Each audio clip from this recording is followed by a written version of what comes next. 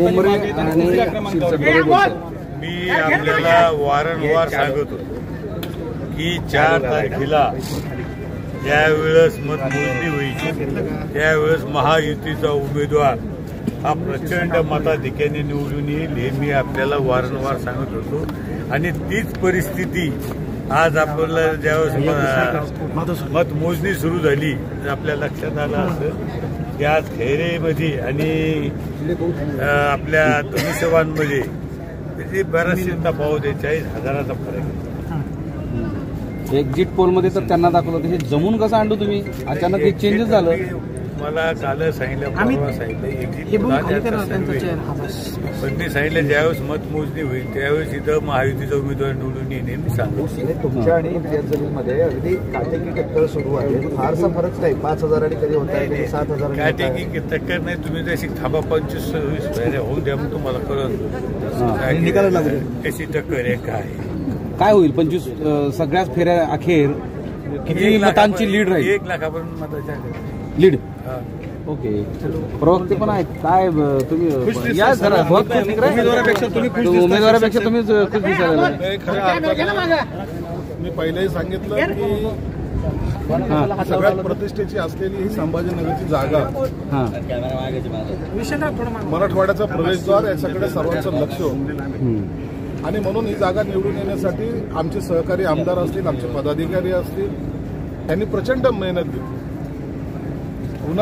प्रचंड उन्हामध्ये प्रत्येक मतदारापर्यंत पोहोचण्याचा त्यांनी प्रयत्न केला। त्याचा हा परिणाम आहे की आता भुमरे साहेबांना लीडचं प्रमाण आता वाढत चाललेलं। ज्यांना असं वाटत होतं की आम्ही निवडून आलो मग ते कुणी लाडूची ऑर्डर दिली होती, कुणी कशाची दिली होती, आता ते लाडू आम्ही जाऊन खाणार आहोत म्हणून त्याची चिंता आता आम्हाला नाही आहे।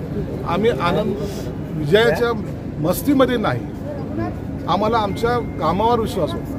आम्ही जी काही कामं मतदारसंघात करतो त्या विश्वासावर मतदारांनी केलेले हे मतदान आहे। म्हणून हा कल मतदाराचा कल आम्ही पाहत होतो, काही लोक भविष्य पाहत होते, हा त्यातला फरक आहे। म्हणून आता या 7-8 फेऱ्या झालेल्या आहेत, 15व्या फेरीच्या नंतर हा निकालाचा कल कुणाकडे आहे एकदम स्पष्ट होईल। 1 लाख मतं क्रॉस झाले, 1 लाख मतं आत्ताच अपडेट 1 लाख मतं पडले, 11,437 मतांची लीड आली भुमरे साहेबांना। 1 लाखच झालेले, आता पूर्ण आणखी 12 लाख मतं सगळे मोजायचे, 12 ते 14 लाख मतं आणखी मोजायची। आणि म्हणून जेव्हा आणखी सगळे मतं मोजणे असं सुरू होईल, काही जे काय आम्हाला जे काय पॉकेट्स वाटतात, पश्चिम मतदारसंघ असेल, गंगापूर असेल, वैजापूर असेल, हे सर्व लीड देणारे मतदारसंघ आहेत आणि म्हणून ही लीडचा आकडा जो आहे तो तुम्हाला वाढताना दिसेल। बरं, दुसरा महत्वाचा प्रश्न असा आहे की उमेदवारापेक्षा तुम्ही कसं काय खुश दिसायला लागले? आम्ही केलेली मेहनत आहे, ज्या याच्याने आम्ही भांडून ही सीट मागितली होती ती सीट आम्ही जिंकली, याचा आनंद सर्वात जास्त। तुम्ही असं म्हणाले की मराठवाड्याच्या प्रवेशद्वारावर हा विजय निश्चित आहे, पण तिकडे मराठवाड्यात मात्र सगळ्या घटंगळ्या सुरू आहेत। धाराशिव असेल चिंताचं नाही, आकडे सांगतोय आम्ही, चिंता नाही करत, आकडे सांगतोय। आकडे तुम्हीच सांगितलेले आकडे होते, इथलचा आकडा तुम्हीच सांगितला होता की भुमरेची सीट धोक्यात आहे, पिछाडीवर आहेत, सर्वेमध्ये असं आलंय।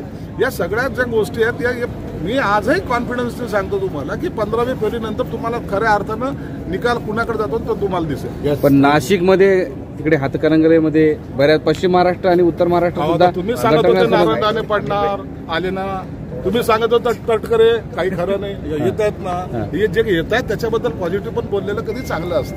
म्हणून वाट पाहूया, आपण 3 वाजता पुन्हा भेटू।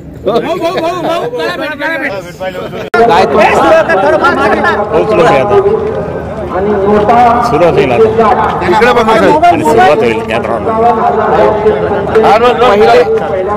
पहिले ते 2 फेरी पूर्ण झालेत, जो कल दिसून येतोय त्यामध्ये इम्तियाज जलील आघाडीवर आहेत, त्या पाठोपाठ भुमरे आणि असं नाही, मागच्या वेळा असंच झालं होतं, आता चांगलं होईल। आता पुढे अजून खूप आहे 13 लाख मतदान आहे, 13 लाख मतदानामध्ये अजून खूप आहे।